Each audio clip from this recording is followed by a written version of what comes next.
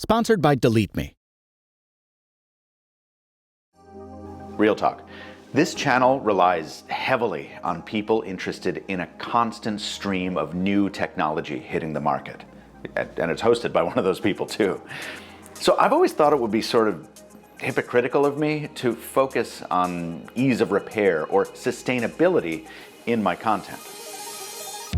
But when a product combines those aspirational qualities with new thinking about how we should be using our technology, well, that's something I can't help but try out. This is the Fairphone 6, a mobile device from the Amsterdam-based company of the same name that's modular, repairable, and made to be mindful. In other words, the opposite of pretty much every other smartphone.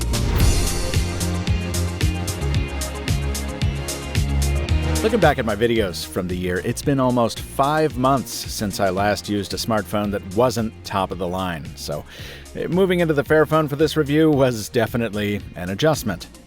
Instead of glass and metal, the enclosure is recycled plastic. In fact, the company says recycled or fair trade materials comprise more than half of its 193-gram mass. In the hand, it feels even lighter than that, almost hollow compared to more common phones. And it's not particularly ambitious in its design, with large asymmetrical bezels, pronounced panel gaps that flex in some spots, and a kind of generic slab-sided casing. Knowing it was assembled by people being paid a fair wage at a factory that meets high ethical standards is supposed to counter that. And to be honest, yeah, it does. But more on that in a moment. I have 3 favorite parts of the Fairphone, and 2 of them are these screws. Back them out with the T5 Torx screwdriver that comes with any of the accessories, press gently on the shallow dimple down below, and the backplate pops off to let you replace almost anything.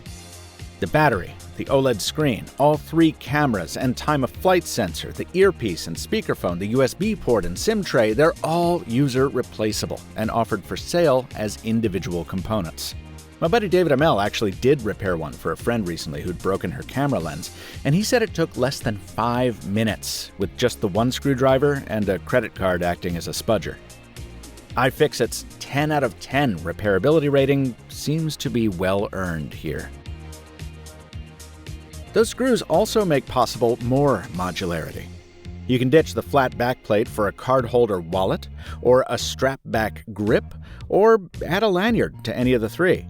It's up to you whether you want to color match them or go more contrasty like I have here. If this sounds familiar, yeah, Nothing did something similar on its CMF phones, and while I do appreciate the concept, I have to say I'm not a fan of any modular approach that demands a screwdriver to swap modules. You know, maybe I'm spoiled by MagSafe, but I love an accessory that I can easily pop on and off, and I really do think magnets are the best way to achieve that, even if they add weight and cost. My third favorite part of the Fairphone 6 is this big, beautiful switch on the side. But I want to save that for last, so let's zoom out to the general experience first. The quickest way I can sum up my week with this thing is that it feels like a solid mid-ranger. The spec sheet is neither over nor underwhelming, and the same is true of the performance it delivers. More than once, I was pleasantly surprised by the call quality. This thing eliminates wind noise and even the background din of a loud bar very effectively. There's 256 gigs of storage plus a micro SD slot, so you can add even more space yourself instead of paying a premium. The 6.3-inch display is attractive and bright enough, but the auto brightness is slow and tends to lumber between extremes, and animations in Android 15 exhibit more judder than you might be used to, as does the cheap-feeling haptic vibration motor. Battery life, though, has been pretty solid, meeting my full-day needs even with a little bit of mobile hotspot, and also quite a bit of Spotify streaming to the Beats Buds I chose because they match the side switch. I had no trouble with any of my usual apps or features, from spamming threads to tapping to pay for my 7th coffee of the day. The IP55 rating may not be waterproof, but it is dust-tight and should easily endure any rainstorm. The only truly aggravating pitfall is the power button, which sits flush with the side and takes way too much force to trigger. A daily annoyance I will be happy to leave behind. Not so fun fact. It's entirely legal for data brokers to collect information about you so they can sell it to anyone with a credit card. We're talking personally identifiable information like your address, phone number, and names of your relatives. And the more of your info gets out there, the more vulnerable you become to scams, harassment, and identity theft. Fortunately, you can do something about it. Today's video is sponsored by DeleteMe, a hands-free subscription service I've been using for years to purge my information from people's search sites. In September alone, it scrubbed me from 75 databases. Removing that info reduces the risk of your data getting into the wrong hands, and DeleteMe does all this work with no outsourcing, so your data stays safe. Find out why Wirecutter named it the #1 data removal service, and why it's trusted by everyone from judges to journalists. You'll get 20% off DeleteMe consumer plans when you go to joindeleteme.com/MrMobile and use promo code MrMobile, or scan the QR code here. That's joindeleteme.com/MrMobile, code MrMobile.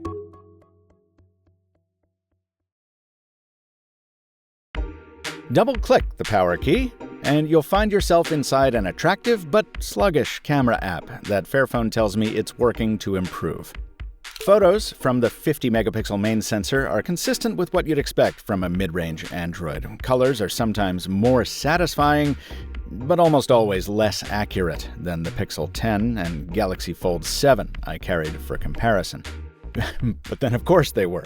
One is a Google phone essentially built around its camera, and the other one costs nearly $2,000. And here's the thing. Some of the time, Google and Samsung let me down too, just in different ways, especially once we flipped over to the selfie shooters. Sure, the Fairphone wanted to make the lights super green in this cocktail bar, but both phones pretty much obliterated any face detail on David and me. Now, the Fairphone does consistently disappoint in ultra-wide, which really should have a bigger field of view and is effectively useless in all but the brightest light. And given the limitations of the image processing and the hardware on board, I wouldn't recommend this to anyone who really, capital C cares about photo and video. If you just take the occasional snap, it's fine, but no more than fine.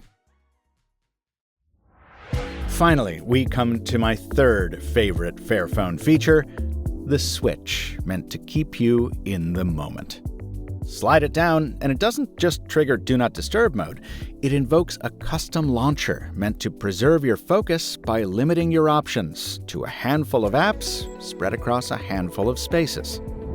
I requested this review sample from Fairphone specifically because of this feature. As you'll know if you caught my Minimal Phone and Light Phone 3 videos, 2025 has been my year of kind of dabbling with digital detox. And the notion of a switch that converts your smartphone into a dumb one was just endlessly fascinating to me. But almost immediately, I realized that this is not useful for curtailing doom scrolling or digital overdosing, at least for me, because of a simple issue Marquez pointed out when I mentioned the Fairphone 6 at MKBHQ. Get the Fairphone 6. It's a smartphone with a button on the side that turns into a Dumbphone. I like that. You press it, it goes into Dumbphone mode. You press it again, it goes back to being a regular. That doesn't work. Yeah, there's no friction whatsoever when you want to leave the moment. You flip the switch back and you're back to full Android. Furthermore, there's no option to change the UI to black and white to make phone usage less compelling, as some other companies offer. I asked Fairphone about this, and the company said that restricting usage isn't why it designed this app. Instead, it's supposed to be a positive, calm space that also happens to leverage some of Android's Do Not Disturb features. But the company also said that my feedback is the most common feedback it receives about moments, and it is investigating ways of enhancing it. And you can reassign the switch to more common uses if you prefer. With all its limitations, plus the curveball of no official availability or complete 5G band support in the US, which means you will have less coverage in some areas like, in my case, your local flower shop, why would you pay almost $700 for the Fairphone 6? Well, because for some people, I'd argue good people, where their technology comes from and how ethically it was made are important buying considerations. I've actually spoken with Fairphone a few times over the years at trade shows, and I make it a point each time to ask how the company is ensuring its partners adhere to the company's principles. And each time, I'm met with a coherent, full explanation of the audits Fairphone undertakes to ensure its products are the most ethically manufactured on the market. Explanations it also includes on its website, if you want to know more. Add in the repairability, a 5-year warranty, and a promised 8 years of software support, and the option to buy a version that doesn't even run Android. And I don't think it's an exaggeration to say that this is the most consumer-friendly, planet-friendly phone available. It's definitely not for everyone. And in the spirit of avoiding the hypocrisy I called out up top, let me admit out loud that, of course, I'm going right back to my double daily driver of dual foldables. But I'm glad there's a company out there that's trying to stand out based on its sense of humanity, instead of how to eke out another few fractions of a penny based on incremental iterations or AI bloatware. And I hope Fairphone's ethical example encourages others to follow suit. This review was produced following 1 week with the Fairphone 6 review sample provided by Fairphone, but as always, the company was given zero editorial input into this content, no copy approval, and no early preview of same. They're seeing it right alongside you for the first time. Check out that Lightphone 3 review from earlier this year for an in-depth exploration of what 2 weeks on a dumb phone does to my brain.